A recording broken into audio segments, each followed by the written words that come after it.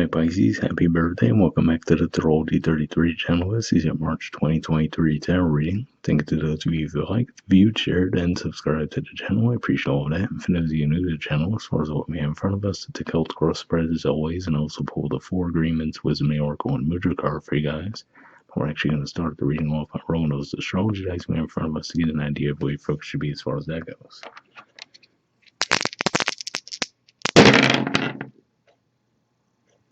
Alright, well, we have Libra, and Libra for you guys is actually your 8th house of death, rebirth, intimacy, and investments. Astrologically speaking, not really anything going on there, but you could have some focus on that area of life this month.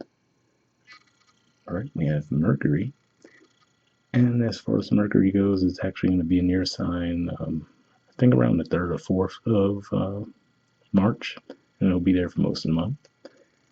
And of course, Mercury relates to communication for the most part. And we have 5. So 5th house energy for you guys is actually Cancer. And Cancer, astrologically speaking, we're going to have Mars move into Cancer toward the end of March. But 5th house in general points to romance, creativity, and children. All right, so we'll keep all that in mind as we go through the main spread.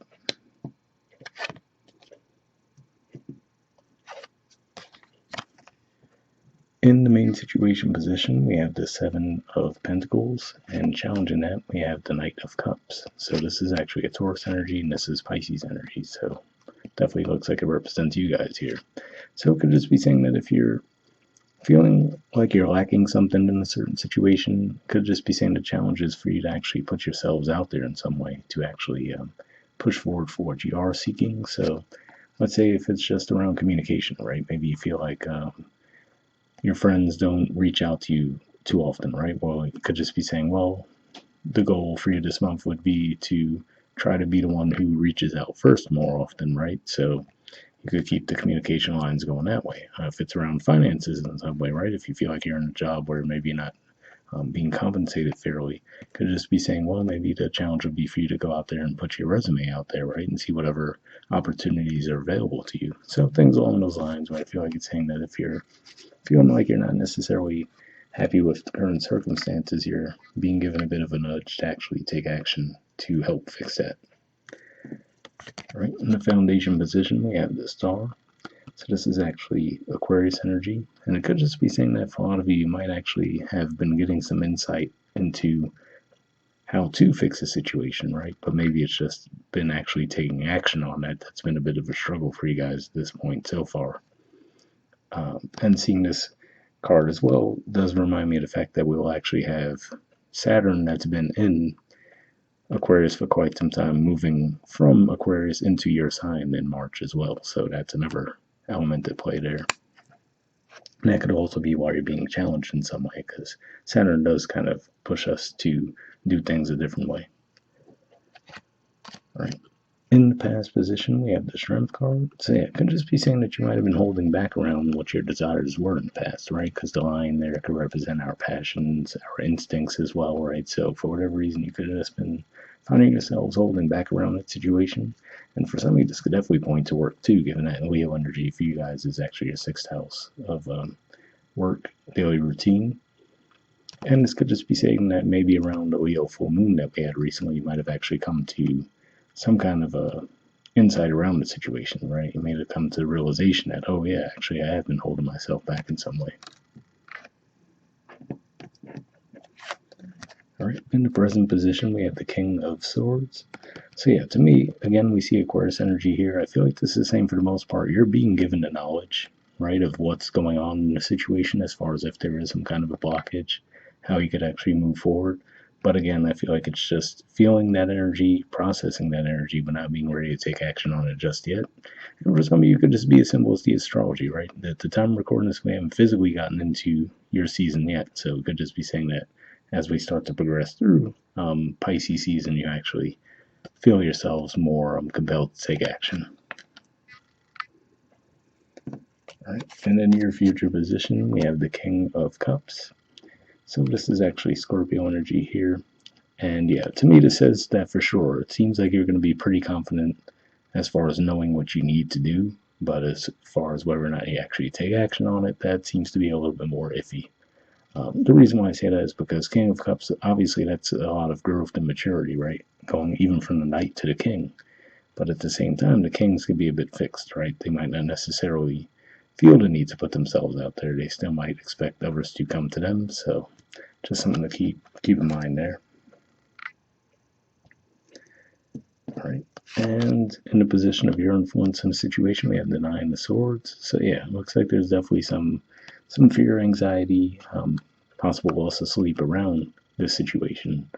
And if so, it could just be saying that, given that for you guys, Gemini energy is your fourth house, could just be saying that you've possibly been seeing these things come back up from your past, right? So maybe from your early upbringing, you might have been, for example, very adventurous as a child, but your parents used to yell at you for that or something, right? So it might have, each time it happened, made you want to be a little less adventurous. Maybe you still carry that with you to this day, right? Just a super generic way it could be playing out.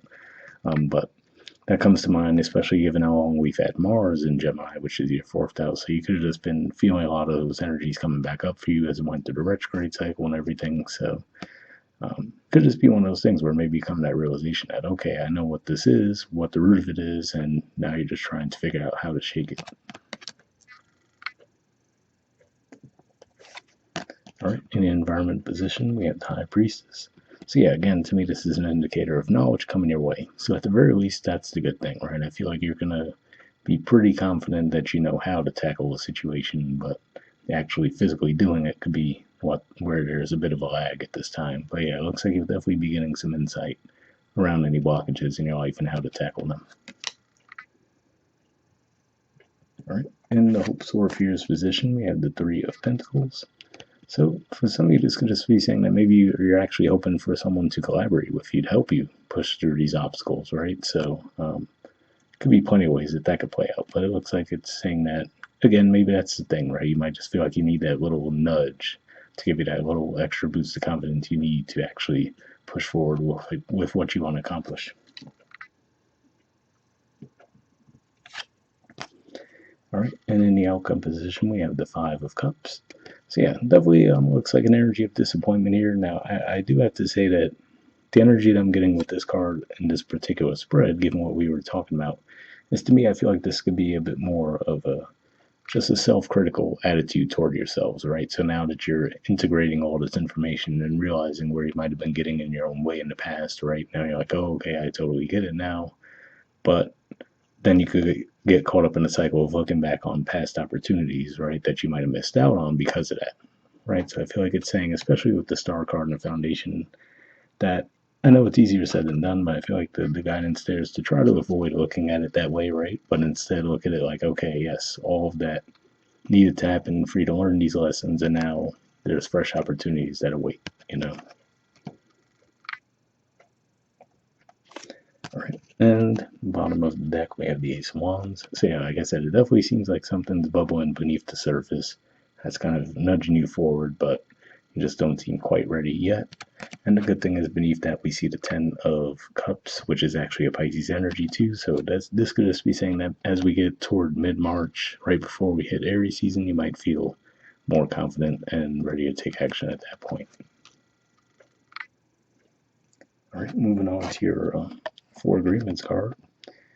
You have always do your best, take action on your ideas.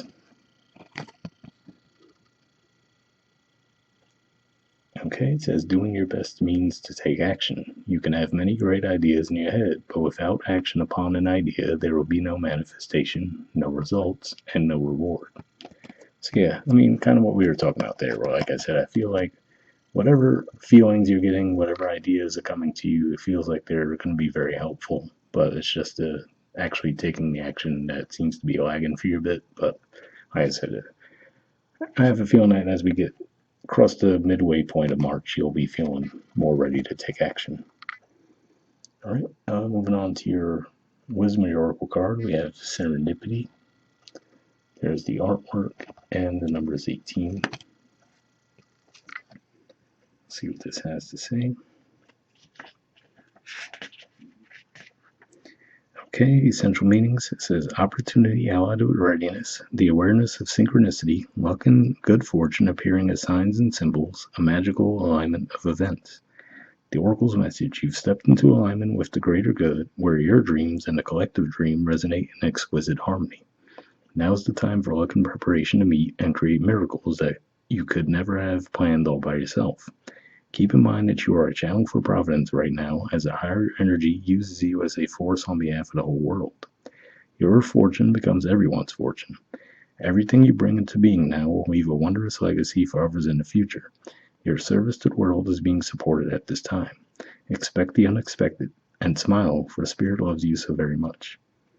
So yeah, definitely a pretty positive message there. That, like I said, you're probably going to be feeling a lot of things coming to you intuitively, especially given that we see the High Priestess energy there, but you just might not know quite how to act on it just yet.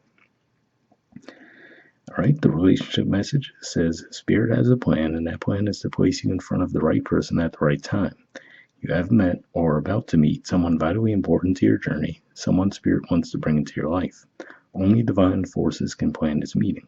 It is out of your hands. Pay attention to the signs Spirit presents. So yeah, again, definitely a pretty positive message there. I do have to say I didn't get a huge romantic connection vibe from this reading, but for some of you, it could be that Knight of Cups energy that we were talking about, right? Where maybe you have someone that you would like to establish communication with, but you might feel like you're waiting on them to do it. It could just be saying the key is for you to actually be a bit more proactive with that this month. Okay, the prosperity message says you are in the right place at the right time. Be grateful, for the stars are aligned in your favor and fortune is smiling on you. Victory and success are yours. The choices you have made in the past have prepared you for the opportunities now before you. This is your lucky moment. The timing is perfect. So yeah, again, definitely a pretty positive message there for sure. And lastly, we'll take a look at your mudra for the month. This is your mudra here. It's the Mritsanjivani mudra. The keyword for it is restoration.